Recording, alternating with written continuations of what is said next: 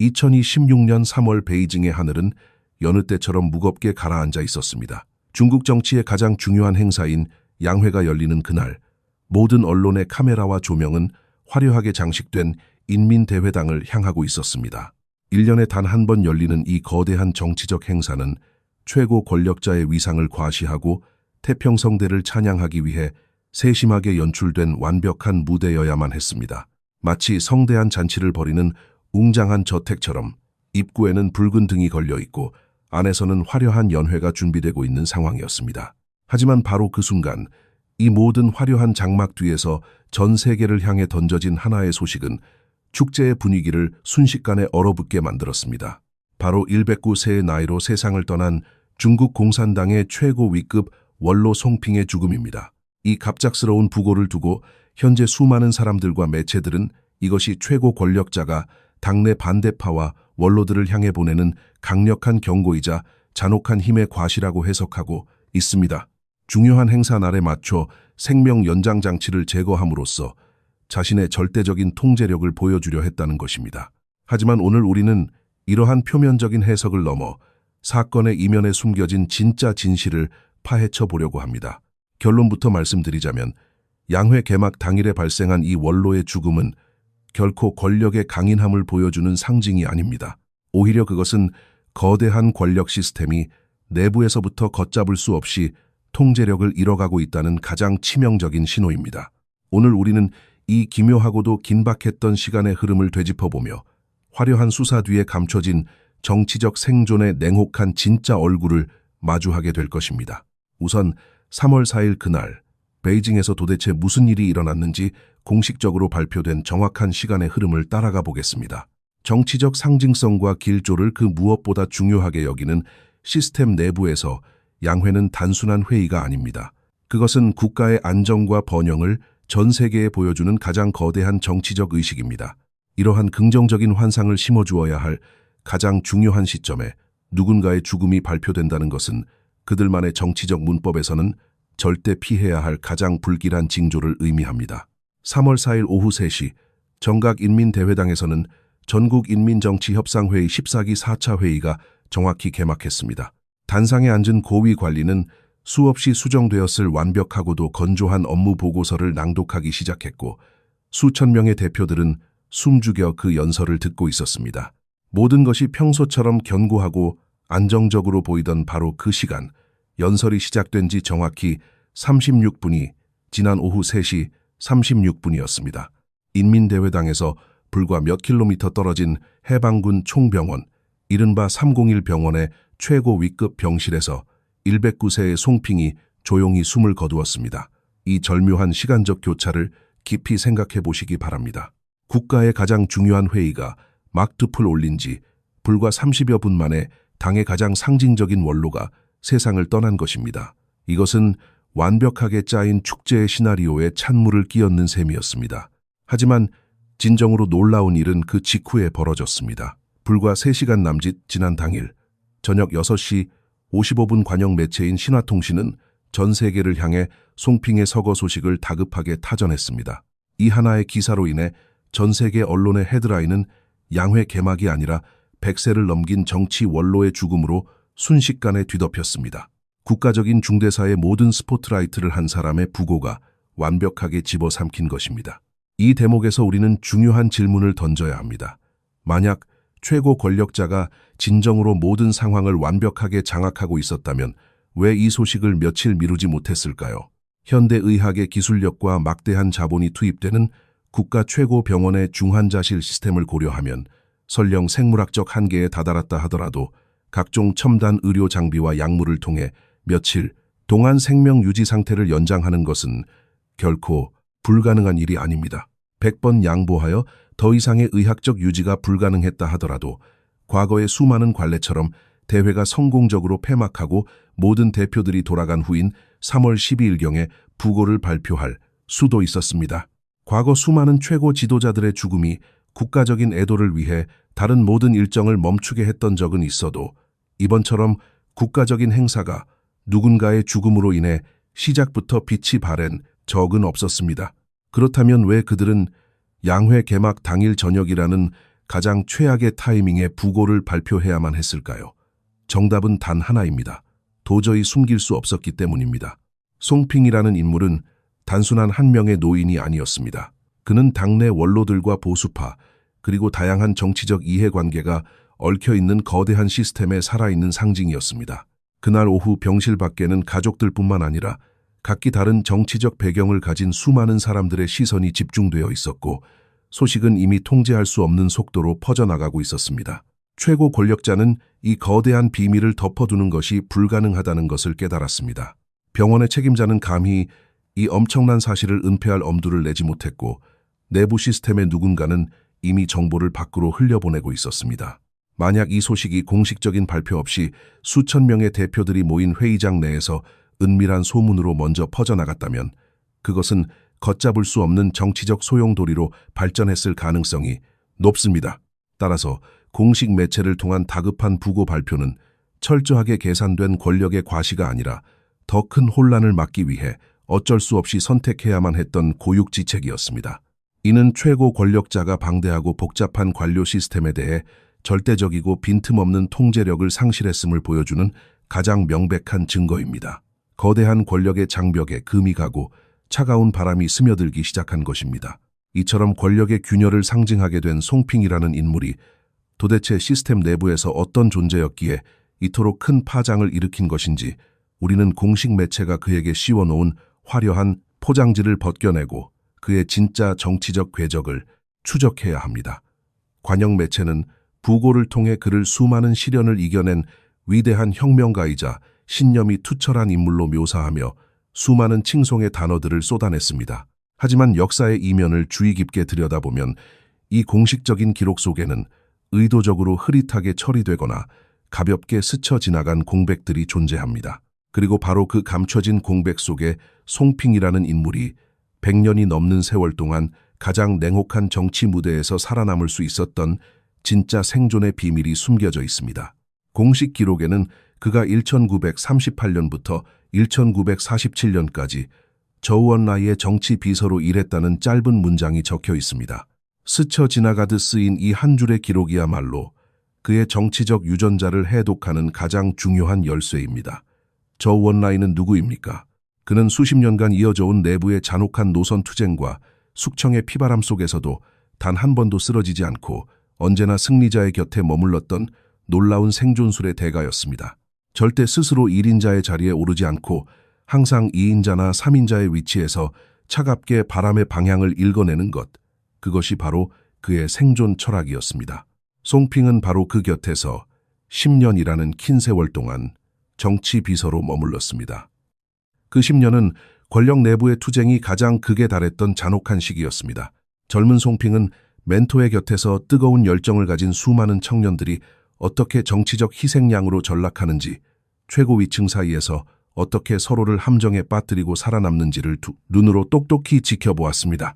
이 지옥 같은 권력의 용광로 속에서 10년을 단련하며 그는 멘토의 생존 방식을 완벽하게 흡수했습니다. 감정이나 맹목적인 신념보다는 냄새를 맡고 방향을 전환하는 본능만이 그 자리를 채웠습니다. 이렇게 탄생한 차갑고 정교한 생존의 화신은 이후 역사적인 중대한 고비마다 자신의 진가를 발휘하게 됩니다. 이것이 바로 화려한 수사 뒤에 숨겨진 정치적 카멜레온의 탄생 이야기입니다. 화려한 수사 뒤에 숨겨진 정치적 카멜레온의 탄생 이야기. 그 실체는 역사의 중대한 변곡점마다 어김없이 그 본색을 드러냈습니다. 공식 기록은 문화대혁명 기간 동안 그가 숱한 시련을 겪었지만 신념을 굳건히 지켰다고 포장합니다. 하지만 1972년 수많은 관료들이 처참한 상황에 놓여 있을 때 그는 갑작스럽게 간수성의 최고 책임자로 부임하며 거대한 권력을 쥐게 됩니다. 이는 저우원라이가 자신의 직계 제자를 은밀히 보호하고 발탁했음을 의미합니다. 문화대혁명이 끝나고 화구어펑과 덩샤오핑이 팽팽한 권력 투쟁을 벌이던 시기, 서북방에 있던 그는 지방 관료 중 최초로 덩샤오핑의 노선을 공개적으로 지지하고 나섰습니다. 많은 이들은 이를 두고 그가 개방적이고 혁명적인 사상을 가진 인물이라고 오해하지만 사실 그는 뼛속까지 정통 소련식 계획경제의 신봉자였으며 시장경제 체제에 강한 거부감을 가지고 있었습니다. 그럼에도 불구하고 그가 가장 먼저 지지선언을 한 이유는 단지 낡은 시대가 저물고 새로운 실권자가 누구인지 동물적인 감각으로 냄새를 맡았기 때문입니다. 이 뼛속 깊은 보수주의자는 주저없이 개혁의 외투를 걸쳐 입고 새로운 실권자에게 가장 먼저 충성 맹세를 바친 것입니다. 이러한 기회주의적 행보는 1989년이라는 역사의 가장 비극적인 교차로에서 그 잔혹함의 정점을 찍습니다. 공식 기록은 그가 당시 당 중앙조직부장으로서 당 중앙의 중대한 결정을 단호히 옹호했다고 대수롭지 않게 언급합니다. 하지만 그 이면에는 권력을 향한 소름 끼치는 배신의 서사가 숨겨져 있습니다. 당시 그의 직속 상관이자 총석이었던 자오쯔양은 유혈 진압을 반대하며 자신의 정치적 생명 나아가 자유까지 걸었습니다. 조직부장, 즉 인사를 총괄하는 최고 책임자로서 그는 당연히 상관의 뜻을 따라야 했지만 이 결정적인 순간에 그의 내면에 각인된 냉혹한 생존 철학이 다시 폭발했습니다. 그는 총구를 겨눈 보수파 원로들의 승리를 확신하고는 자신을 발탁해주고 믿어주었던 직속 상관을 차갑게 배신했습니다. 상관의 편에 서기는커녕 진압 행동에 정치적이고 조직적인 명분을 제공하며 완벽한 충성 서약을 바친 것입니다. 이 배신의 대가는 매우 달콤했습니다. 유혈 사태가 끝난 직후 그는 72세의 고령임에도 불구하고 파격적인 승진을 거듭하여 최고 권력의 핵심인 당 중앙정치국 상무위원회 자리에 오르게 됩니다. 이처럼 권력의 정점을 향해 피도 눈물도 없이 질주했던 인물이지만 대중에게 그는 전혀 다른 이미지로 각인되어 있습니다. 바로 당내 최대의 백락, 즉 뛰어난 인재를 알아보는 해안을 가진 훌륭한 스승이라는 이미지입니다. 간수성 당서기 시절 그는 훗날 국가 최고 지도자의 자리에 오르게 될 후진타오와 총리가 될 원자바오 같은 젊은 기술 관료들을 발굴하고 파격적으로 기용했습니다. 역사를 잘 모르는 사람들은 극좌 보수주의자가 어떻게 비교적 개방적인 사고를 가진 청년 파벌의 핵심을 키워냈는지 의아해할 수 있습니다. 하지만 이는 정치적 카멜레온 특유의 냉혹한 실용주의를 보여주는 완벽한 사례입니다. 당시 보수파 원로들에게는 자신들을 대신해 실적을 내줄 유능하고 말 잘 듣는 기술자가 필요했고 튀지 않고 묵묵히 일하는 명문대 출신의 젊은 관료는 가장 완벽한 도구였습니다. 훗날 상무위원직에서 물러날 때도 그는 덩샤오핑에게 이 순종적인 인물을 강력히 추천하며 차세대 지도자의 기반을 닦아주었습니다. 그런데 여기서 전 세계 언론 역사상 가장 기괴하고 우스꽝스러운 모순이 발생합니다. 그가 평생 남긴 가장 거대한 정치적 유산이자 자랑거리가 바로 그 차세대 지도자를 발굴한 것임에도 불구하고 이번에 신화통신이 발표한 장문의 공식 부고장 어디에도 후진타오라는 이름석 자는 단 한 번도 등장하지 않습니다. 수리공사를 주도하고 사막화를 막고 젊은 간부를 양성했다는 치적은 장황하게 나열하면서도 정작 그가 키워낸 가장 위대한 성과물의 이름은 지워버린 것입니다. 이는 마치 스티브 잡스의 전기를 쓰면서 화면이 빛나는 직사각형 모양의 혁신적인 기기를 발명했다고 극찬하면서도 아이폰이라는 단어는 결코 쓰지 못하는 것과 같은 촌극입니다. 왜 그 이름을 감히 입에 올리지 못하는 것일까요? 그것은 그 이름이 현재 중난하이의 최고 권력자에게 가장 건드리기 힘든 정치적 영린이자 거대한 마음의 병이 되었기 때문입니다. 우리는 2022년 당대회 폐막식에서 전 세계를 충격에 빠뜨렸던 그 처참한 장면을 생생히 기억하고 있습니다. 백발이 성성한 전직 최고 지도자가 수많은 외신 카메라의 렌즈 앞에서 경호원들에 의해 강제로 이끌려 나가던 그 순간 정치 시스템의 마지막 남은 체면과 규칙은 산산조각이 났습니다. 당시 그를 발굴하고 평생 은사로 불렸던 100세가 넘은 노인은 불과 몇 미터 떨어진 주석단에 앉아 있었습니다. 하지만 그는 마치 생명력이 없는 돌덩이처럼 미동조차 하지 않은 채 자신이 직접 흙먼지 속에서 건져내어 최고의 자리까지 밀어올린 후계자가 거칠게 끌려나가는 모습을 그저 눈도 깜빡이지 않고 지켜보기만 했습니다. 그렇다면 여기서 또 하나의 거대한 의문이 생깁니다. 전직 지도자의 파벌을 그토록 철저하게 혐오하고 지워내려 하면서 왜 현재의 최고 권력자는 그 세력의 은사이자 상징과도 같은 이 원로를 지난 10년간 꼬박꼬박 무대 중앙에 높이 모셔왔던 것일까요? 왜 걸음조차 떼기 힘든 100세의 노인을 중대한 당 대회마다 굳이 휠체어에 태워 가장 높은 곳 한가운데에 앉혀두었을까요? 바로 이 지점에서 현재 시스템이 안고 있는 극도의 허위의식과 정통성의 뼈아픈 빈곤이 여실히 드러납니다. 현재의 지도자는 덩샤오핑 시대가 이룩한 개방의 성과를 역행하고 쇄국에 가까운 정책을 펼치며 경제적 침체와 민심의 이반을 마주하고 있습니다. 그는 스스로 당내에서 확고하고 긍정적인 권위를 세우기에는 부족함이 많다는 것을 너무나 잘 알고 있습니다. 그렇기 때문에 그는 당내에서 가장 자격이 오래된 혁명 세대이자 과거 호황기 시대의 상무위원이기도 했던 이 원로를 일종의 정치적 방탄조끼이자 화려한 장식품으로 활용해야만 했습니다. 이 원로를 단상에 세워둔다는 것은 곧 과거의 모든 정통성이 자신의 연임을 지지하고 있다는 무언의 메시지를 당 전체에 발신하는 것이며 감히 누구도 자신에게 반기를 들지 못하게 만들려는 치밀하고도 방어적인 연출이었던 것입니다. 하지만 이러한 극단적인 정치적 계산과 얄팍한 연출은 톱니바퀴처럼 굴러가는 관료 시스템 내부에 씻을 수 없는 환멸과 공포를 심어주고 있습니다. 100살이 넘도록 10년간이나 옆자리를 지키며 완벽한 정치적 병풍이 되어준 원로조차 죽고 나서는 그가 평생 이룬 가장 큰 업적의 이름마저 부고장에서 삭제당하는 철저한 정치적 거세를 당했습니다. 무대 아래에서 숨죽여 이 모든 과정을 지켜보는 관료들은 머릿속으로 차가운 계산기를 두드릴 수밖에 없습니다. 과거의 맹세와 의리가 하루아침에 휴지 조각이 되고 최고의 충성을 다한 원로의 마지막 역사적 평가조차 저토록 처참하게 난도질 당하는데 과연 이 시스템에 나의 인생을 걸고 맹목적으로 충성하는 것이 미래를 보장해줄 것인가 하는 근본적인 회의감입니다. 거대한 시스템을 지탱하던 신뢰와 규범의 둑이 내부에서부터 모래성처럼 무너져 내리고 있는 것입니다. 화려한 수사 뒤에 숨겨진 정치적 카멜레온의 실체와 무너져 내리는 시스템의 신뢰 속에서 우리는 공식 부고장에 숨겨진 또 다른 거대한 역사의 비밀을 반드시 파헤쳐 보아야 합니다. 평범한 사람들의 눈에는 결코 보이지 않을 만큼 매우 교묘하게 감춰진 한 문장이 있습니다. 공식 기록은 그가 유혈 사태 직후인 1989년 이후 농촌 사회주의 사상 교육과 기층 조직 정비를 3년에 걸쳐 주도했다고 아주 건조하고 짧게 서술하고 있습니다. 그리고 곧바로 이어지는 문장에서는 1992년 10월에 그가 당 중앙정치국 상무위원직에서 물러났다고 가볍게 스쳐 지나가듯 기록하고 있습니다. 단 두 줄로 요약된 이 평범해 보이는 기록 뒤에는 사실 현대사의 흐름을 완전히 뒤바꿀 뻔했던 가장 숨막히는 노선 투쟁과 권력의 대충돌, 그리고 극좌 노선을 무리하게 밀어붙이다가 가차없이 숙청당한 한 권력자의 처절한 진실이 철저하게 은폐되어 있습니다.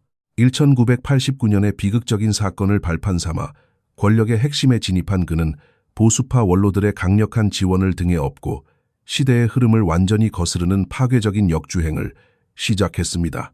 그가 주도했다는 이른바 사회주의 사상 교육이라는 것은 겉으로는 매우 그럴듯하고 학술적인 용어처럼 보이지만 실제 현실에서는 가장 가혹하고 폭력적인 과거로의 회귀를 의미했습니다. 인사권과 당무를 완벽하게 장악한 그는 전국적인 규모로 극좌 노선의 망령을 오버할시켰습니다. 척박한 환경 속에서 간신히 숨을 고르며 성장하기 시작한 민간 기업들을 무자비하게 탄압하고 억압했으며 농촌에 뿌리를 내리기 시작한 도급 책임제를 다시 강제로 회수하려 했습니다.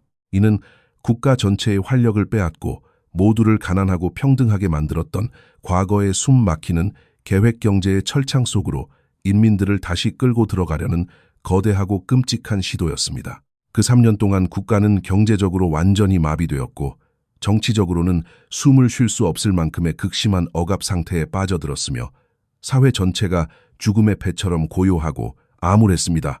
자신이 평생을 바쳐 열어놓은 개방의 문이 보수주의자들에 의해 다시 굳게 닫히고 국가 전체가 파멸의 위기로 몰리는 것을 지켜보던 덩샤오핑은 1992년 초 88세의 고령임에도 불구하고 노구를 이끌고 역사적인 남부 순찰을 감행했습니다.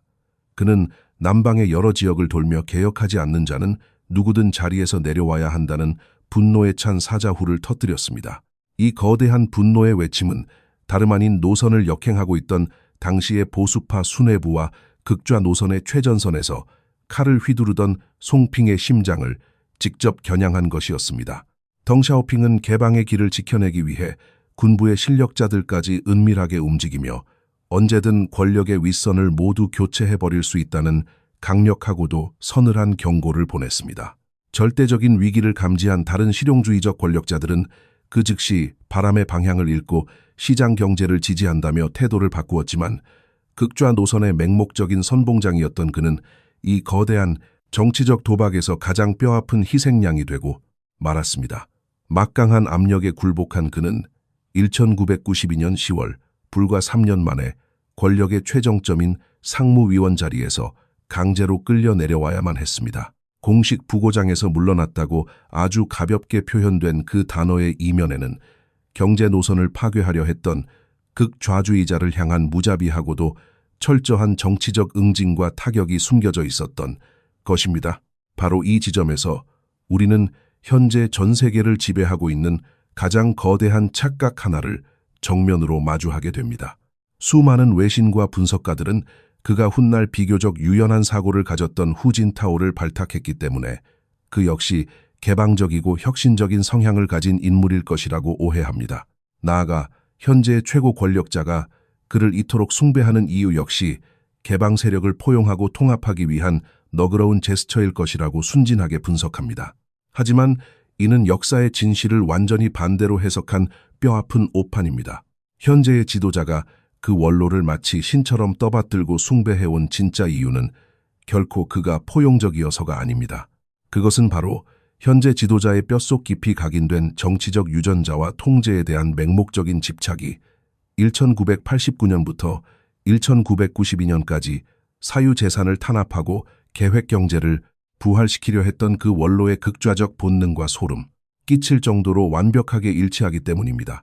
사실상 죽은 원로는 현재 지도자의 진정한 정신적 아버지이자 정치적 멘토였던 셈입니다.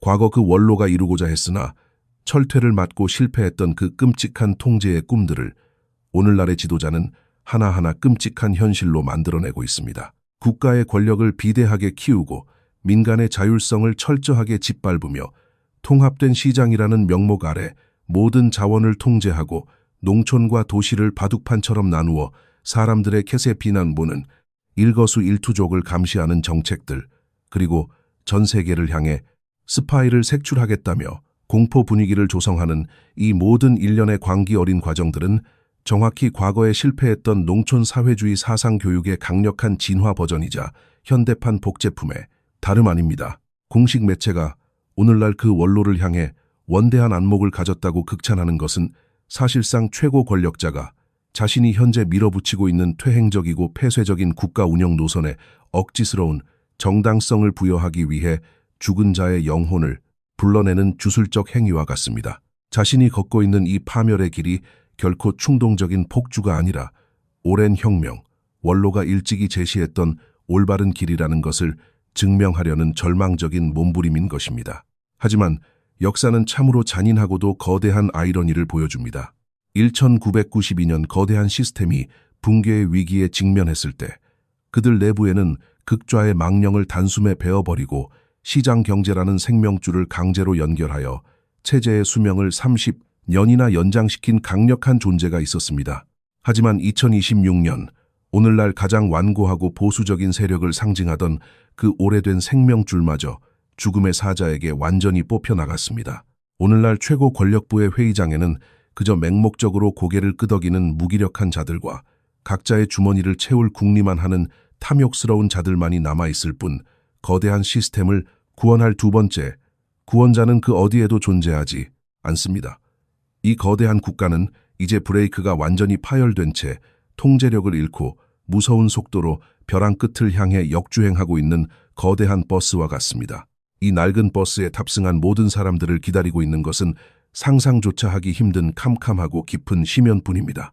이러한 무서운 정치적 압류는 단지 은밀한 상층부의 권력 다툼에 그치지 않고 최고 권력자의 입을 통해 가장 노골적이고 섬뜩한 공포로 직접 표출되었습니다. 우리는 원로의 죽음이 발표된 직후 열린 군사 및 무장, 경찰 대표단, 전체 회의에서 벌어진 상황을 매우 심각하게 주시해야 합니다. 군대의 최고 위급 장성들이 모두 모인 그 엄숙한 자리에서 최고 권력자는 미래의 위대한 비전이나 승리의 철학을 이야기하는 대신 극도로 분노하고 초조한 얼굴로 군대 내의 당을 향해 두 마음을 품은 자가 결코 있어서는 안 되며 부패한 자들이 숨을 곳은 없다는 섬뜩한 경고를 내뱉었습니다. 그의 눈빛에는 과거의 자신감은 온데간데 없고 오직 배신에 대한 두려움과 강박적인 의심만이 가득했습니다. 수만 명의 군대를 통솔하는 장군들은 숨소리조차 내지 못한 채 얼어붙어 있었지만 그들의 침묵은 충성이 아니라 언제 터질지 모르는 시한 폭탄과도 같은 무언의 반항이었습니다. 이 두 마음을 품은 자라는 무거운 단어 속에 담긴 짙은 살기와 감출 수 없는 불안한 떨림을 깊이 느껴보시기 바랍니다. 역사적으로 시스템의 최고 지도자가 군대를 향해 이토록 직설적이고 잔혹한 용어를 사용하는 것은 대규모 군사 쿠데타의 위협이 임박했거나 내부의 파벌 투쟁이 서로를 죽여야만 끝나는 극단적인 상황에 처했을 때뿐입니다. 충성 서약서를 수만 번 강요하고 붉은 사상 교육을 매일같이 주입해도 인간의 내면 깊은 곳에 자리 잡은 이성과 회의감마저 완벽하게 통제할 수는 없는 법입니다. 총구는 권력을 지켜주는 최후의 보루이지만 역설적으로 그 총구가 언제 자신을 향해 돌아설지 모른다는 극도의 불안감은 독재자가 평생 짊어져야 할 영원한 형벌입니다. 10년이 넘는 세월 동안 철권 통치를 휘둘렀지만 그의 주변에는 여전히 두 마음을 품은 자들이 가득하며 그들은 모두 현재의 시스템이 무너져 내리는 그 결정적인 임계점이 오기만을 어둠 속에서 숨죽여 기다리고 있는 것입니다. 절대 권력자가 내뱉은 이 경고는 사실상 자신의 권력이 종말을 향해 달려가고 있음을 무의식 중에 고백하는 가장 처절한 비명소리입니다. 지금까지 우리는 권력의 최정점에서 벌어지는 숨 막히는 암투와 일생을 바쳐 서로를 물어뜯는 냉혹한 정치꾼들의 궤적을 깊이 살펴보았습니다. 이 무겁고 잔인한 진실 앞에서 저는 여러분께 깊은 생의 질문을 던지고 싶습니다.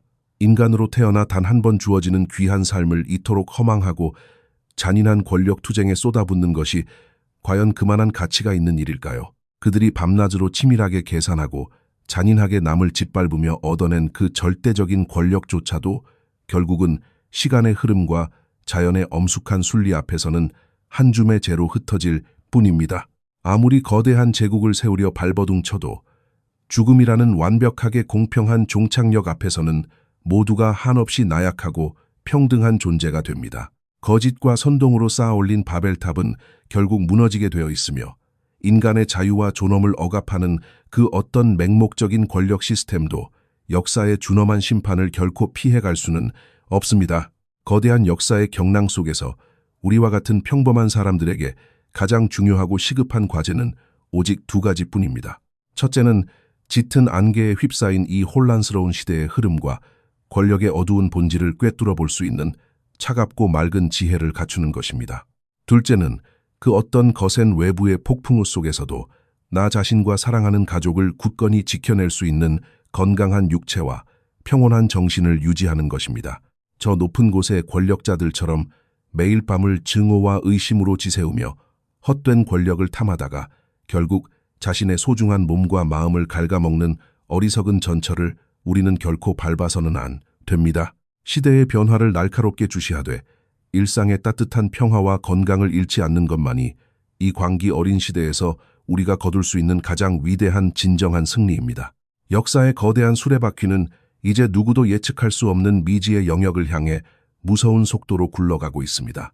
화려한 장막 뒤에서 벌어지는 권력의 붕괴와 시스템의 깊은 균열은 머지않아 우리 모두의 평범한 삶에 거대한 파도를 몰고 올 것입니다. 오늘 깊이 있게 분석해드린 이 묵직한 이야기들이 여러분이 다가올 미래의 거대한 변화를 지혜롭게 준비하고 대비하는데 작게나마 도움이 되기를 진심으로 바랍니다. 오늘 제가 전해드린 이 분석에 공감하시거나 혹은 다른 깊은 역사적 통찰을 가지고 계신다면 주저하지 마시고 귀중한 의견을 댓글로 남겨주시어 더 많은 사람들과 풍성한 지혜를 나누어 주시기를 간곡히 부탁드립니다. 여러분의 다양하고 날카로운 시선이 한데 모일 때 비로소 거대한 진실의 퍼즐이 온전하게 완성될 수 있습니다. 앞으로도 시대의 무거운 장막 뒤에 숨겨진 차가운 진실을 가장 예리하고 객관적인 시선으로 분석하여 여러분께 빠짐없이 전해드리겠습니다. 이 거대한 역사에 굽이치는 전환점과 숨가쁜 극적 드라마를 마지막 순간까지 저와 함께 지켜보기 원하신다면 채널을 구독해 주시고 알림을 설정해 주시어 새롭게 업데이트되는 소식을 절대 놓치지 마시길 바랍니다. 또한 주변에 세상의 진실과 미래의 흐름에 대해 깊이 고민하고 탐구하는 분들이 계신다면 이 영상을 널리 공유해 주셔서 깨어있는 지성의 굳건한 연대를 함께 만들어 주시기를 부탁드립니다. 언제나 여러분의 귀한 몸과 마음이 건강하고 평온하기를 두 손 모아 깊이 기원합니다. 끝까지 귀 기울여 주시고 함께 해 주셔서 진심으로 감사합니다.